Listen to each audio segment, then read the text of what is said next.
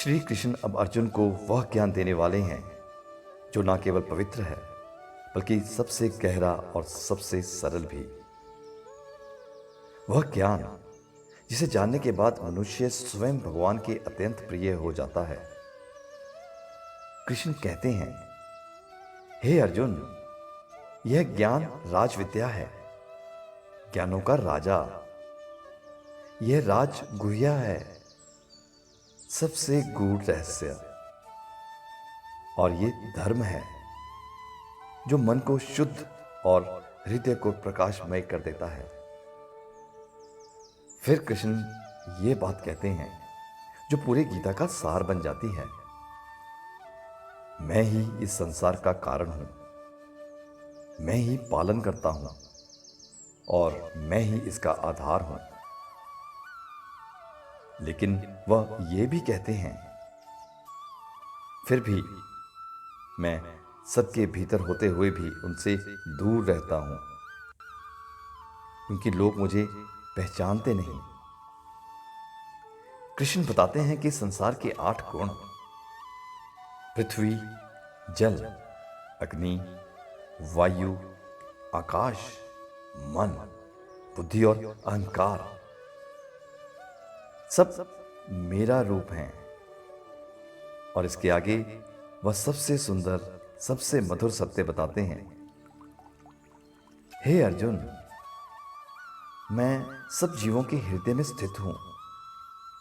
मैं ही उनका पिता हूं, माता हूं, आधार हूं और उनका सच्चा मित्र हूं। यह अध्याय भक्ति का अध्याय है। कृष्ण कहते हैं, जो मुझे प्रेम से एक पत्ता, एक फूल, एक फल या थोड़ा सा जल भी अर्पित करता है, मैं उसे प्रेम से स्वीकार करता हूं। यहां कृष्ण पहली बार कहते हैं कि उन्हें भव्यता नहीं चाहिए, उन्हें भाव चाहिए।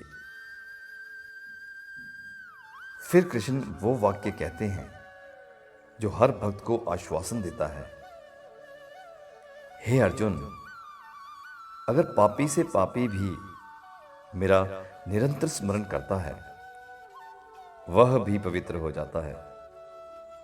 और अंत में जो मेरा स्मरण करता है, मैं कभी भी उसे नहीं छोड़ता। राज विद्या, राजगुह्या योग हमें यह समझाता है कि भगवान को पाना कठिन नहीं, क्योंकि वह हमारे भीतर हैं। उन्हें पाने के लिए बड़ी पूजा नहीं, बड़ा तप नहीं, बस सच्चे मन का प्रेम चाहिए।